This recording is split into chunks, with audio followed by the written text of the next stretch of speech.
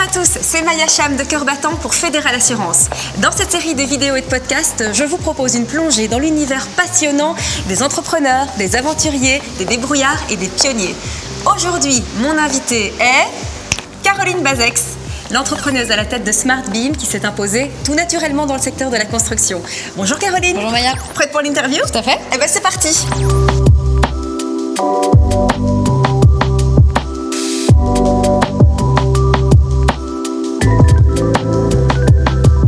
Caroline, ravie de vous accueillir. Alors avant de vous bombarder de questions, j'aimerais vous demander de prendre ce petit appareil qui est là sur la table et de le mettre à votre poignet. C'est un cardiofréquence-mètre. Alors vous vous demandez peut-être à quoi ça va servir. Eh bien ça va nous permettre de détecter les accélérations de votre rythme cardiaque et donc de voir ce qui fait battre plus vite votre cœur d'entrepreneuse. Très bien. Et je vois que vous êtes rodée. Voilà. Vous êtes déjà prête.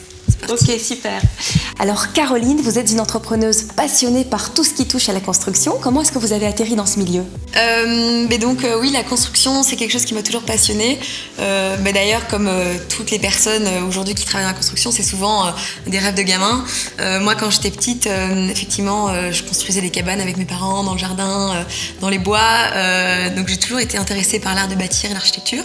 C'est sans doute ce qui m'a poussée à entreprendre des études d'ingénieur en construction. Et puis par la suite, j'ai eu l'occasion de travailler pour une entreprise générale sur des larges chantiers résidentiels, ce qui m'a vraiment permis de comprendre la réalité du terrain par la suite. Vous parlez de construire des cabanes avec vos parents quand vous étiez petite. Ça veut dire que le virus de la construction, il est héréditaire ? Alors non, pour le coup, je pense que j'ai développé ça toute seule, puisque dans ma famille, ils sont surtout avocats ou dans le secteur bancaire. Mais en tout cas, ils m'ont toujours soutenue et aidée à entreprendre mes rêves. Ouais. Alors vous avez aussi eu une expérience à la Silicon Valley, vous êtes partie vivre et travailler là-bas. Est-ce que c'est là que vous vous êtes dit « je voudrais lancer ma propre start-up » ? Alors oui, c'est effectivement un environnement qui m'intriguait beaucoup. J'ai eu l'occasion de travailler comme business développeur pour une start-up dans la construction et j'avais aussi surtout envie, j'avais entendu parler de la maturité digitale des entreprises de construction aux États-Unis. J'avais un peu envie de voir comment est-ce que ça impactait les chantiers. Donc je suis partie là-bas et effectivement j'ai rencontré une culture de l'entrepreneuriat incroyable qui était hyper boostée par l'université et par le financement, enfin l'investissement. Là-bas, c'est assez connu qu'on n'a pas peur d'investir dans des secteurs à risque, puisque se planter n'est pas synonyme d'échec, mais permet parfois de mieux rebondir. Alors qu'en Europe, même si les mentalités évoluent, on a plutôt ce comportement de bon père de famille où on va réfléchir à deux fois avant d'investir, avant de lancer sa propre entreprise, ou même en tant qu'entreprise de construction, de disrupter ses process. D'ailleurs, chez nous, on dit prendre le risque, alors que la traduction anglophone, c'est take a chance. Ah oui.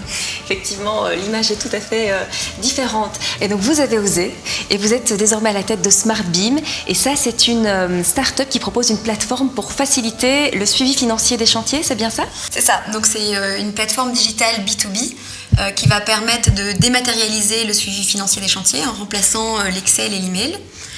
Et donc on va permettre à des promoteurs, des entreprises de construction, des maîtres d'œuvre de maîtriser leurs coûts et de collaborer beaucoup plus efficacement en fluidifiant les échanges tout au long du chantier. Est-ce que vous aviez ressenti cette nécessité sur le terrain, en travaillant sur les terrains ? Oui, parce que comme je disais, c'est un métier passionnant la construction, mais c'est aussi terriblement archaïque. Donc moi j'avais vraiment envie de faire changer les choses parce que je voyais en fait qu'on perdait beaucoup de temps, qu'il y avait vraiment un gâchis de temps, de ressources, de potentiel et j'avais envie de faire bouger tout ça.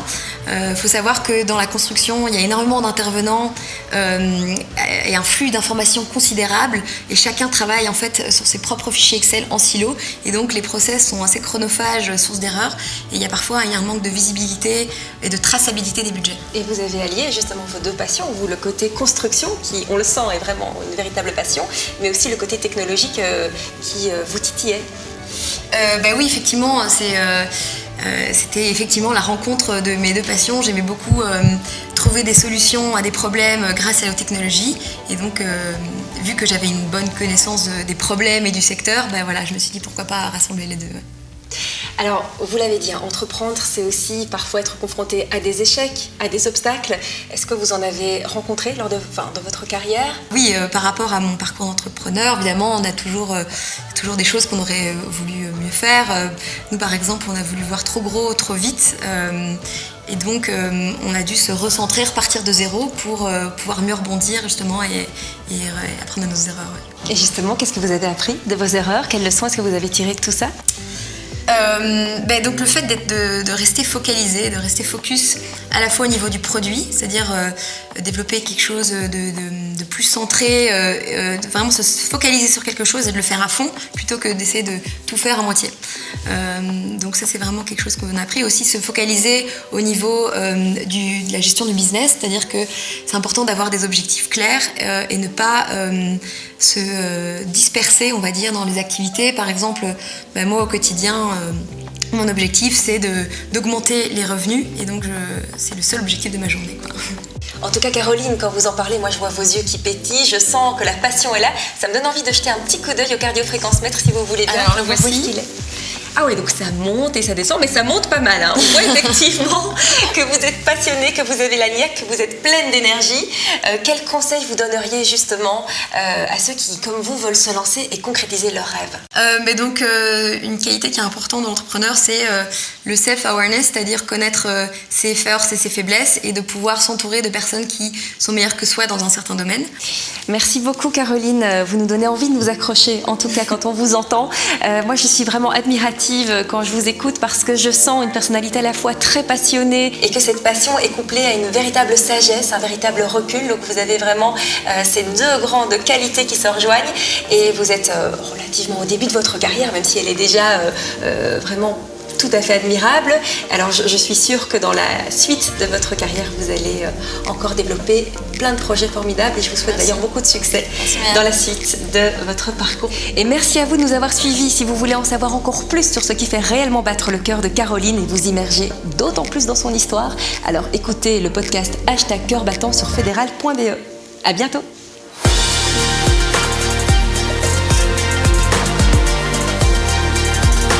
Découvrez d'autres vidéos et podcasts de #cœur battant sur fédéral.be.